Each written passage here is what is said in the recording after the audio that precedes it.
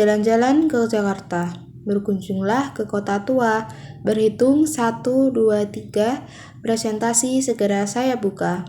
Assalamualaikum warahmatullahi wabarakatuh. Perkenalkan, saya Alisha Putri Madani dari program studi D4 Analis Kesehatan kelas B. Selama beberapa menit ke depan, saya akan membahas mengenai kedudukan bahasa Indonesia sebagai bahasa nasional dan bahasa negara.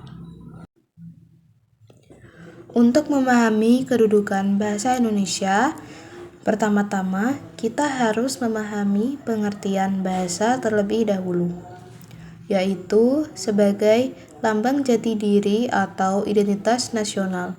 Bahasa Indonesia juga berfungsi sebagai alat pemersatu berbagai masyarakat yang berbeda latar belakangnya.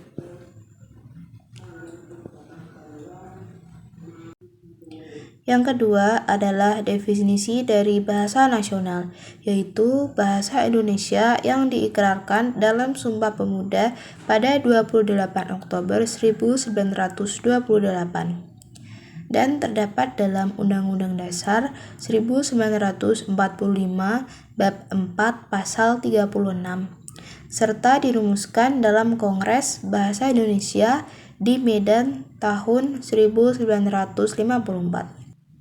Selanjutnya, definisi dari bahasa negara adalah bahasa Indonesia yang berfungsi sebagai bahasa resmi kenegaraan, bahasa pengantar pendidikan, bahasa komunikasi tingkat nasional, serta bahasa media massa.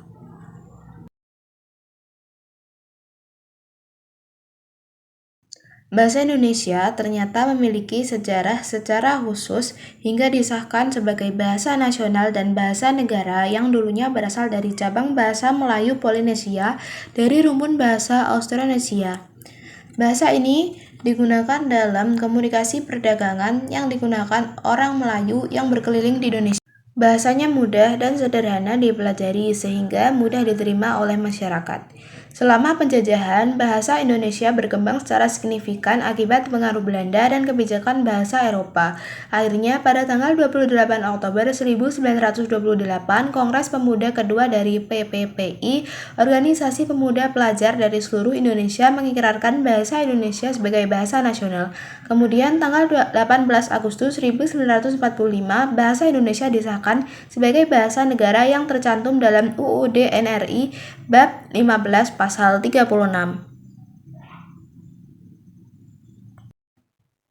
Bahasa Indonesia juga memiliki peran sebagai bahasa nasional, yaitu sebagai simbol identitas yang menyatukan keberagaman suku dan budaya di Indonesia, serta memperkuat rasa persatuan dan kesatuan bangsa.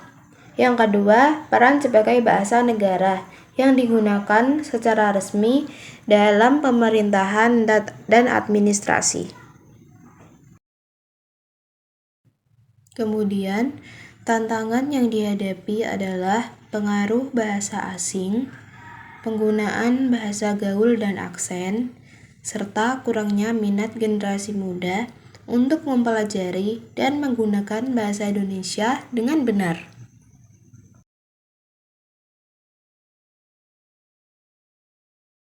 Maka dari itu, kita harus mengupayakan pelestarian bahasa Indonesia seperti mengintegrasikan bahasa Indonesia dan daerah dalam kurikulum pendidikan, memanfaatkan teknologi untuk melestarikan bahasa Indonesia dan bahasa daerah, meningkatkan kesadaran masyarakat tentang pentingnya bahasa daerah. Dari pemaparan tadi, kesimpulannya adalah kedudukan bahasa Indonesia sebagai bahasa nasional dan bahasa negara sangatlah penting dalam membangun dan memperkuat identitas bangsa dan persatuan di tengah keragaman.